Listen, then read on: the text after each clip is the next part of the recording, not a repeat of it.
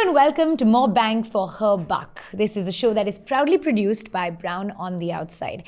And it's a show where we're trying to have more conversations with women about money, because far too often women's response to any conversation about money is, I'm not good with numbers, don't talk to me about money. I'm okay at making the money, but I don't want to talk about how I'm saving it or how I'm investing it or any decisions to do with it. But the truth is that our ability to be independent, to be empowered, and to walk away from unsafe places, unsafe workplaces, unsafe marriages, all dependent on how much money we have to pay those bills. So this is an effort to start more of those conversations. I've got two incredible women with me whose stories I've been following for a long time now. I've been stalking you guys on the internet. I have Deepa Sachnandani. She is right now the Deputy Research Head at Century Financial. But this one's a real flex, yeah? You've been on the Arabian Business Top 50 Indians Aces Power List 2 years in a row. Thank you. Luck's been in my favor, and of course hard work as well. So yeah. Well, you come with a wealth of knowledge about money, and I can't wait to have those conversations with you. And Deepthi has been reporting on money for the last 17 years. Deepthi works with The National, and actually you don't know this, but this entire podcast is because of an article you did that featured me. And in that article, she was talking to me about money, and she said, where are your assets allocated? And I had to call up my mother and be like, where are our assets allocated, Mama? Because I don't know. Yeah. So that's the point where I figured that I better talk about money and understand my money a little bit better. I want to start with you, Deepa. So what has your research told you about women in the region? How many of us are saving? Where are our savings? Where are they getting invested? And who's investing it for us? Okay, so I think that's an amazing question, firstly. Now, when we understand, there's no particular research available to UAE markets as such, but I can just share some numbers globally. Now, sadly, even today, we don't have many women investing. So if I have to do a comparison, overall, like for example, in UK, we have almost 50% men who are investing in the stock markets. That number for women is just 29%. Okay. And when it comes to women, how many women even understand about finances? Or when we ask a question, there was a survey done. So there are only 33% who said that, they understand what they are doing about finances. Forget about investing or doing anything else. But they just understand their money or they understand their finances. That number was just 33%. So, the reason why even I was inspired to be a part of this show was to create that awareness. In fact, we women are actually even better at handling finances. And there's just a misconception and a bias over there that we are not good at certain things. And hence, women don't even want to be involved and be a part of those decisions. So, if I were just to name a few biases and a few misconceptions out there, women are considered like conservative. They're considered to be risk averse. When I say risk averse, like they don't want to take any risk in life. But those actually can be your plus points. And absolutely. You need to ensure that your money is safe. Yeah. You need to ensure that you're more disciplined and you invest in a systematic manner. There's like one of the biggest strategies that we follow in our finance world is called SIP. The name is systematic investment planning. And women are known to be so organized and systematic in their lives. Yeah. So true that. Why not apply that to the field of finance as well? So I think the problem with women, I mean, the survey was done, it's not the risk of losing money or it's not the risk of fear, it's the lack of confidence that is keeping them away from the field of finance. I think also more women are coming into money right now than ever in the past. Right? I look at my friends, my college mates, my schoolmates.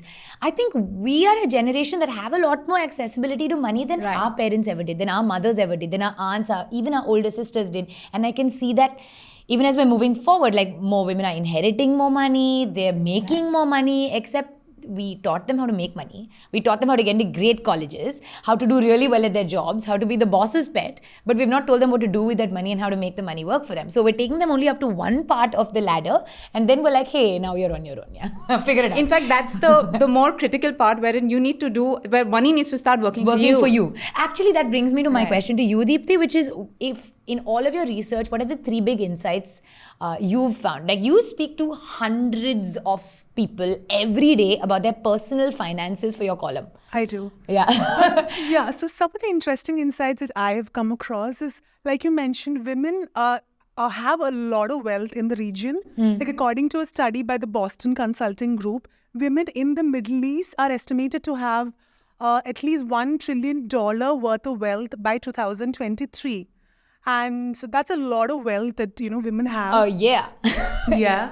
And a separate study by Barclays Private Bank estimates that up to 82% of women from wealthy families, they are estimated to inherit large sums of wealth in the next 2 decades, which means that they are significant beneficiaries of up to $5 trillion that will be handed over to the next generation by 2030. So that's one major insight that I came across. Yeah. And I have a very interesting anecdote to share. Yeah. I interviewed Ms. Rahab Luta. She's a deputy group CEO of National Bonds. So she told me that more than 40% of women in the UAE want to save, but they only save in a traditional safe in their house, which shows that the thinking has to change. I mean, this is a very old form of saving. Because unless you invest your money, the money is not gonna grow.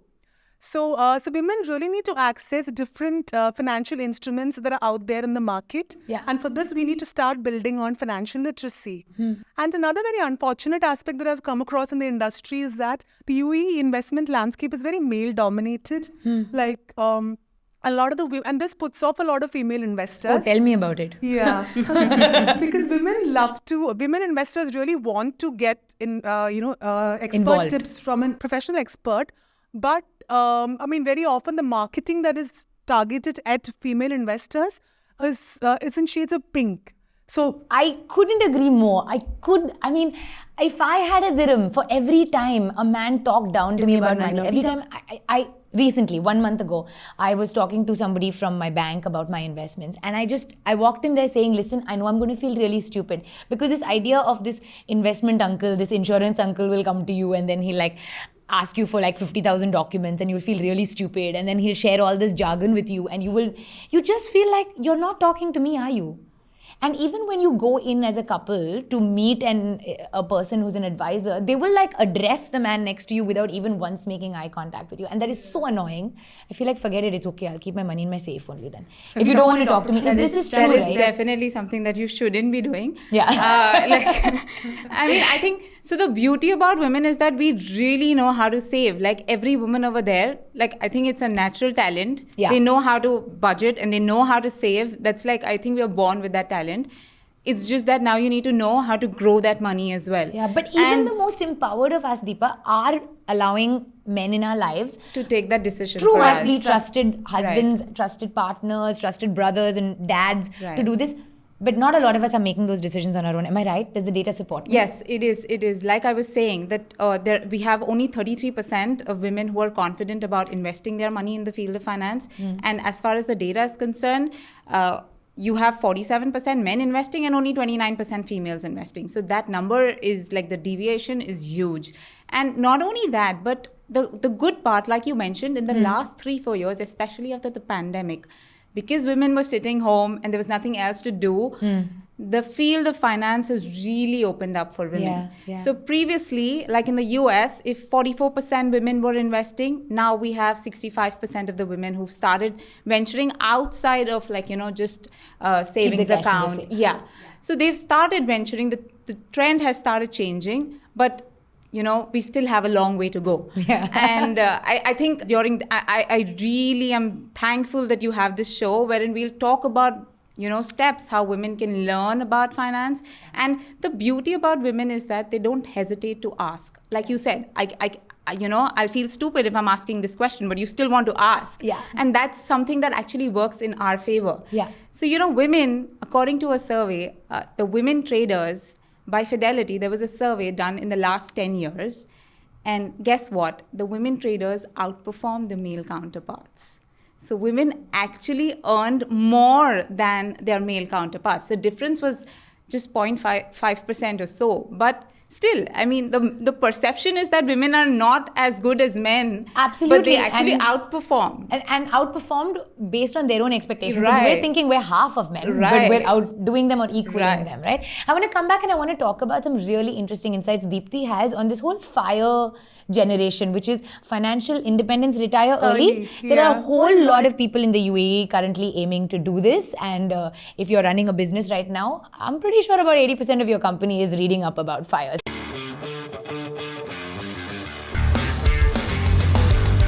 So let's start by talking about financial independence, retire early. What is this FIRE thing? Is it even possible to retire at the age of 40? Who are these kids? What are these decisions they're making? How can I do it too? Deepthi. All right. So a lot of the people I speak to have financial independence on top of their mind.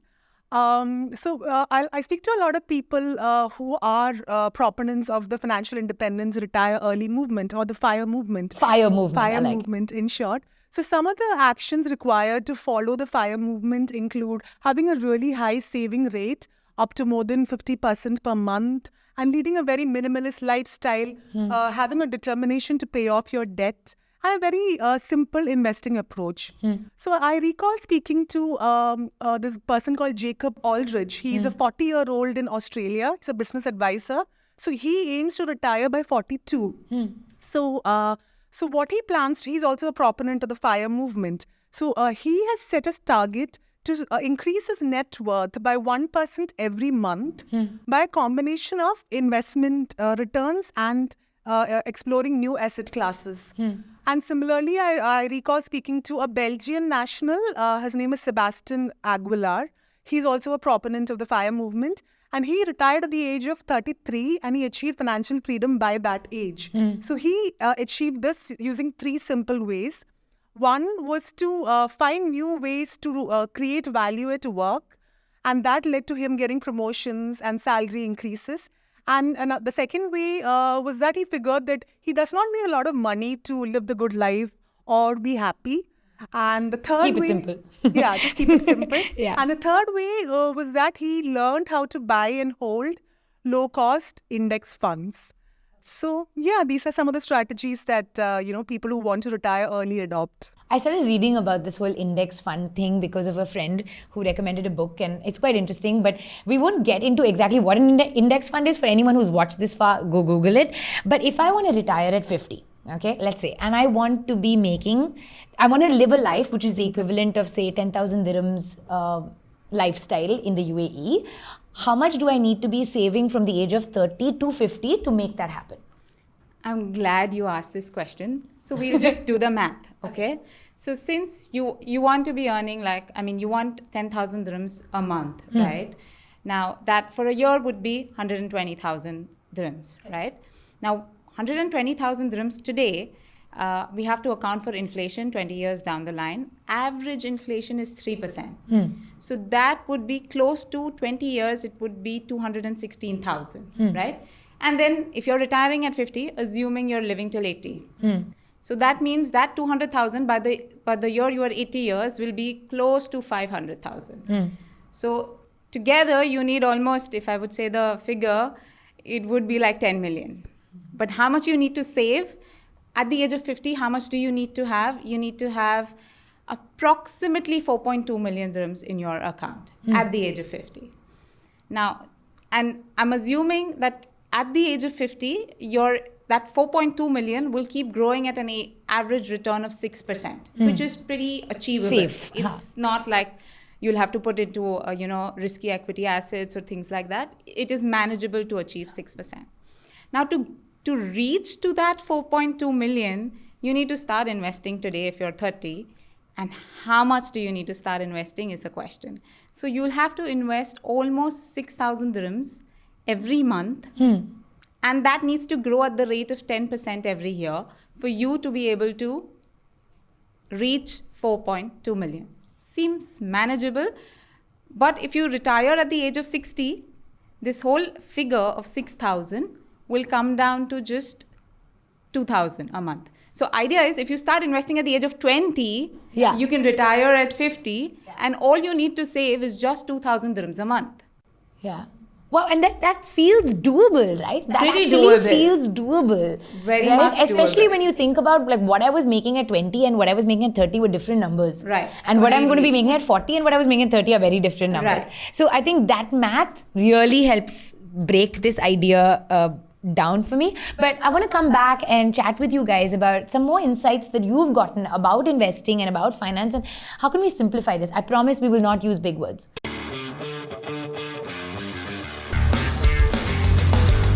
I want to start by asking you, if I save 100 dirhams a week, because this feels like a doable number. 100 dirhams a week feels like it's two bad talabat decisions.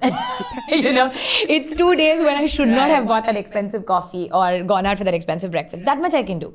Where's that going to get me in 30 years' time? I'm talking to the 20-year-old who's watching this, the 25-year-old who's watching this. Right. So if you start at 20 and if you want to retire at 60, for example, and if you invest 100 dirhams a week, that is equivalent to 400 dirhams a month. Okay. Now, if that can grow at the rate of 10% every year, you will have 2.5 million dirhams when you are 60. That's all what you need to do. Like 2 bad talabat decisions and you'll have 2.5 million dirhams in your account. Now, that number, if you start at the age of 25, will drop down to 1.5 million. Yeah. If you start at the age of 30, will drop down further to 900,000. If you start at 35... I'm 37. I don't need to hear this. I am too weak. So probably you just need to start doubling your investments. You need to save more. That's it. That's all what we need to do. So I'll tell you how this works, Malvika. Yeah. I mean, this is an example I'd really like to share. And I'll probably, it's a deal. And I'll want to offer this deal to you. And let's see what you make out of it and what do you understand from it. So the deal works like this. Next month is December. All you need to do is, starting from the first day of December, you give me 50 fils. Next day, we double it to 1 dirham. Then you double it to 2 dirhams. Then you double it to 4 dirhams. So on and so forth, just for the month of December. Okay? And in return, how much do you want? How much should I give you? You can tell me 10,000, 20,000, 100,000. What do you want in return? Say 50K. Wow, Malvika. Okay. Okay, done deal. I give you 50K. Can we do the math and let's see what happens? So we started with 50 fils. Then it's 1 dirham, 2 dirhams, 4 dirhams, 8 dirhams, 16, 32, 64, 128, 256. It's only the 10th of December, stop. Yes, that's only the 10th of December. Okay. I'm rounding it off to 250 just for easy, right? Then we have 500, 1,000, 2,000, 4,000, 8,000, 16,000, 32,000, 64. You're already at loss. 64,000, 120,000, 256,000 on day 20, right? On day 20, we are already at 250,000. We started with just 50 fils.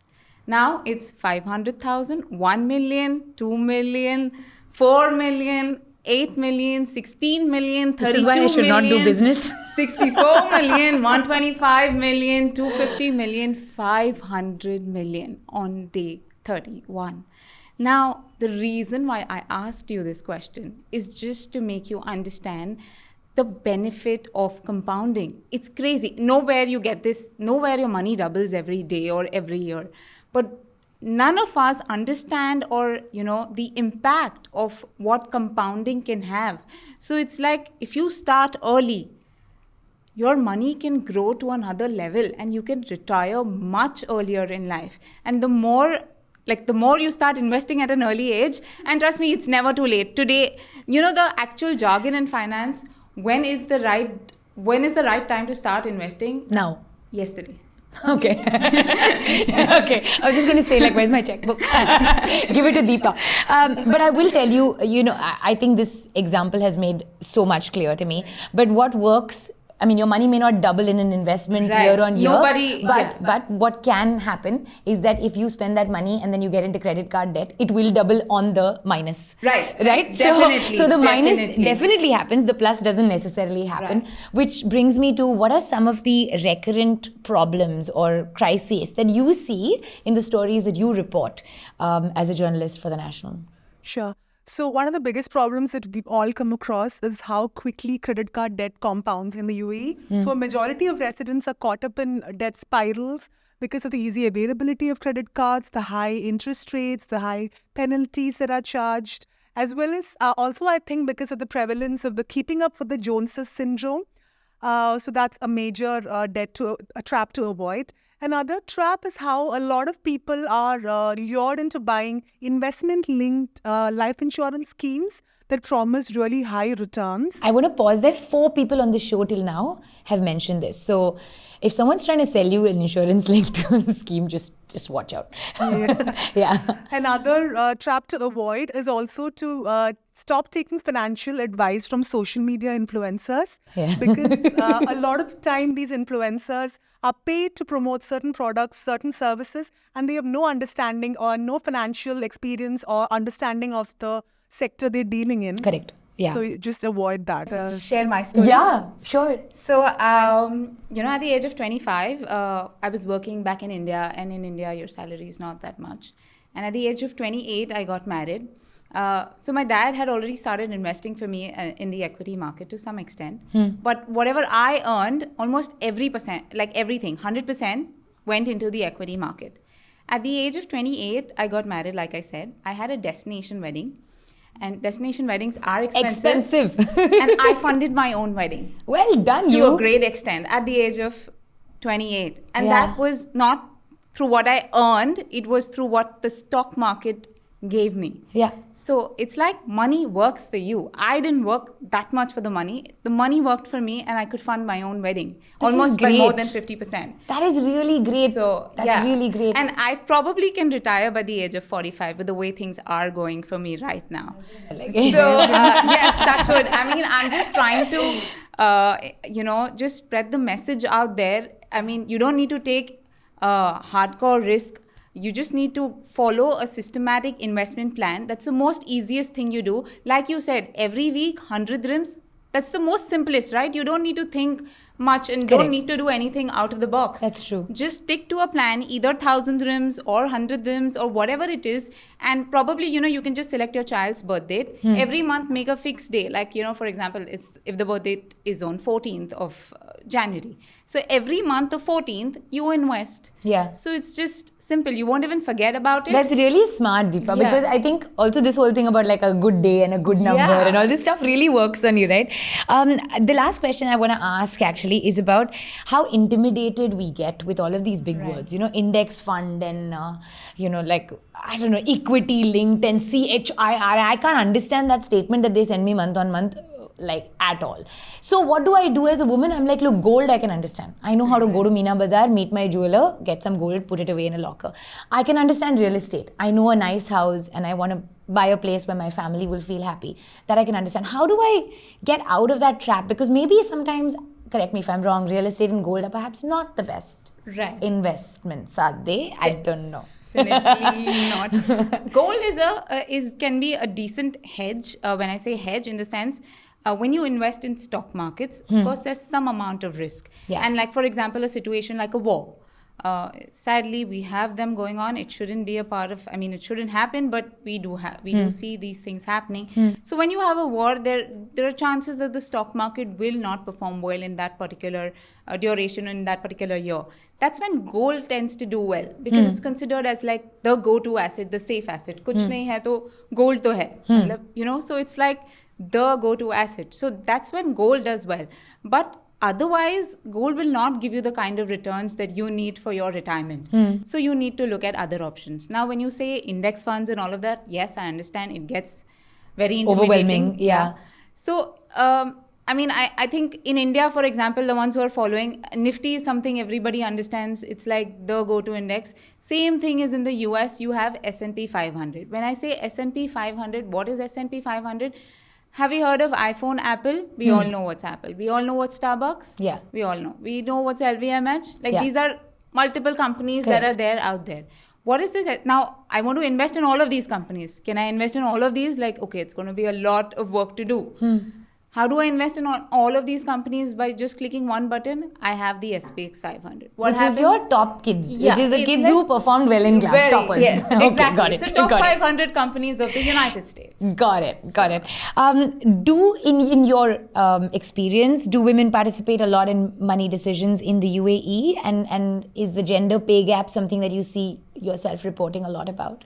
So I'd like to share a story of my friend. So she hands over her entire salary to her husband, and she has no clue what he does with it. And she doesn't know if he's investing on her behalf, saving on her behalf. So this resonates with another study that was done in 2020 that said that more than half of, or nearly half of all married women globally, they entrust major financial and investment decisions to their spouses.